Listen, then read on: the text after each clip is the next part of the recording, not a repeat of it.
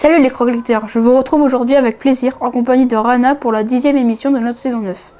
L'équipe espère que notre dernière vidéo vous a plu, c'est donc reparti pour de nouvelles aventures, mais avant de passer au sommaire, place au générique.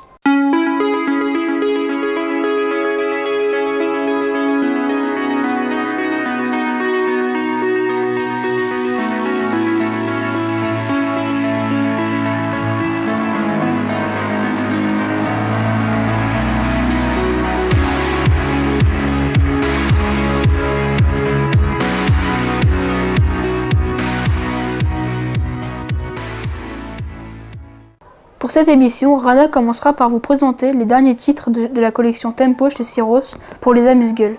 Puis elle enchaînera avec le nouveau roman de Camille Brissot, 21 printemps comme un million d'années, et nous finirons en beauté avec la surprise du chef, une interview de Sophie Rigel-Goulard.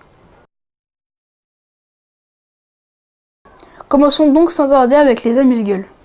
Hello les croque-lecteurs, je vous retrouve avec plaisir aujourd'hui pour vous parler des deux derniers titres de la collection Tempo chez Syros. Pour les auteurs, il s'agit de deux habitués. Tout d'abord, Jean-Christophe Tixier revient avec 10 minutes sur le vif où l'on en apprend un peu plus sur le personnage de Jade, découverte dans 10 minutes de dingue. Elle participe à une émission de télé où elle devra présenter un reportage, mais son enquête ne sera pas de tout repos. Pour le deuxième roman, c'est Mathieu Radénac, bien connu pour ses titres comme Délivrez-moi par exemple, qui nous propose Il était 6 fois Anaé. Cette jeune fille adoptée ne sait rien des 3 premiers mois de sa vie. Son ami bibliothécaire, Paul, lui propose de les inventer elle-même.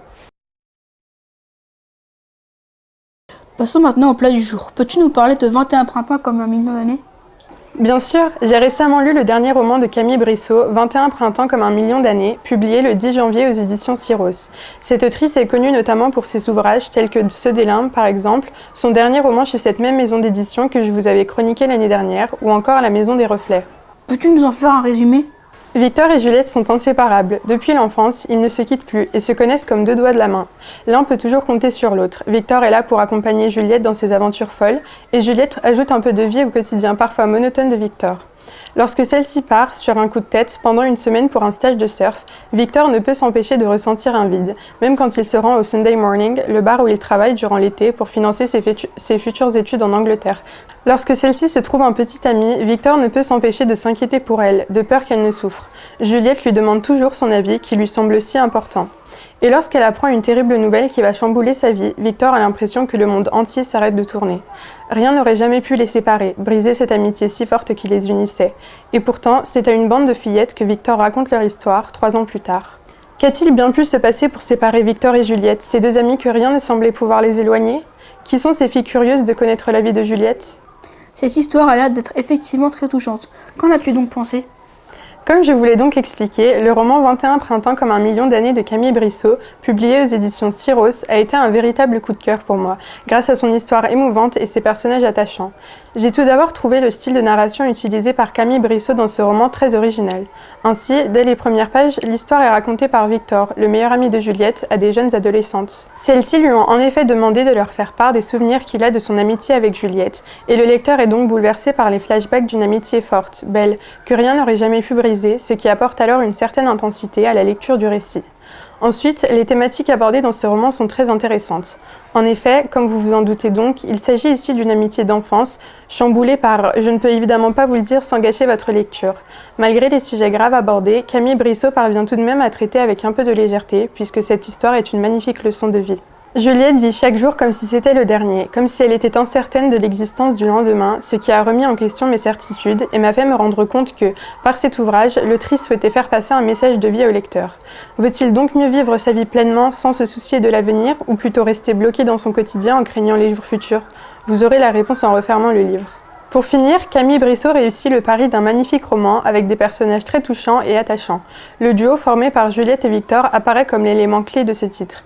Ici, pas d'histoire d'amour, mais une amitié indéfectible où chacun se soutient malgré les difficultés de la vie. Quel est ton bilan de cet ouvrage ? En définitive, le roman 21 printemps comme un million d'années s'avère être un excellent ouvrage tranche de vie qui vous fera rêver, pleurer, rire. Avec des thématiques abordées très intéressantes et des personnages attachants, le tout raconté d'une façon très originale, l'histoire ne manque de rien. N'hésitez donc pas à l'acheter, vous n'en sortirez pas indemne. Merci Rana de nous avoir donné ton avis sur ce roman. Je pense que je vais très certainement me laisser tenter. À présent, laissons place à la surprise du chef. Une interview de Sophie Rigal-Goulard réalisée au Salon du Livre de Montreuil. Bonne dégustation! Pouvez-vous nous parler de votre roman Louise et Etsénie? Alors Louise et Etsénie, c'est un roman un petit peu fantastique puisque c'est un roman qui met en scène deux personnages qui ne vivent pas à la même époque. Une jeune héroïne du XXIe siècle qui s'appelle Louise, dont le papa écrit des romans pour la jeunesse. Et cette Louise du XXIe siècle va rentrer en contact avec un personnage de fiction qui est le personnage du livre de son père, qui est un jeune colon américain du XIXe siècle. Et c'est un petit peu cette rencontre improbable que je raconte dans cette histoire. Vous utilisez une mise en abîme pour relier vos deux personnages principaux. Qu'est-ce qui vous a intéressé dans ce procédé? Alors moi depuis toujours en fait, je rêve de pouvoir parler aux personnages de mes livres. Donc je me suis juste fait plaisir. Je me suis fait plaisir de cette façon-là. Quand j'étais une lectrice adolescente, je rêvais de pouvoir parler aux héros des livres. Donc j'ai eu envie un petit peu d'utiliser ce procédé, de me mettre, moi, en tant qu'auteur, à faire parler deux personnages qui ne doivent pas normalement se parler. Votre série des 4 sœurs a eu droit à 3 nouveaux titres en 2018. Prenez-vous toujours autant de plaisir à raconter leurs aventures? Toujours autant, ouais, parce qu'en fait, je ne peux pas écrire si je ne prends pas de plaisir. Donc, pour l'instant, je continue à prendre du plaisir à galoper ou à vivre les aventures en même temps que les 4 sœurs. Et puis, le jour où je n'aurai plus ce plaisir-là, je pense que la série s'arrêtera. Mais c'est pas tout de suite. En janvier, sortira 30 jours sans déchets ou plus. Vous semblait-il important d'aborder le thème des déchets et donc de l'écologie aux enfants? Complètement, parce qu'en fait, c'est un sujet brûlant d'actualité. On en parle beaucoup sous forme de documentaire. Et en fait, moi, il me semble intéressant aussi d'en parler sous forme de fiction. Parce que y a aussi une façon de dire aux jeunes de faire attention en les faisant rire, en les interpellant, en les amenant dans une histoire. Donc c'est aussi une autre façon de faire prendre conscience de l'écologie et je trouvais que c'était aussi important. Avez-vous de futurs projets? Pouvez-vous nous en parler? Alors en fait j'écris tout le temps, donc des projets j'en ai, oui. J'ai les 4 sœurs à venir, un notamment au mois de février. Et puis ensuite des projets d'écriture au mois de...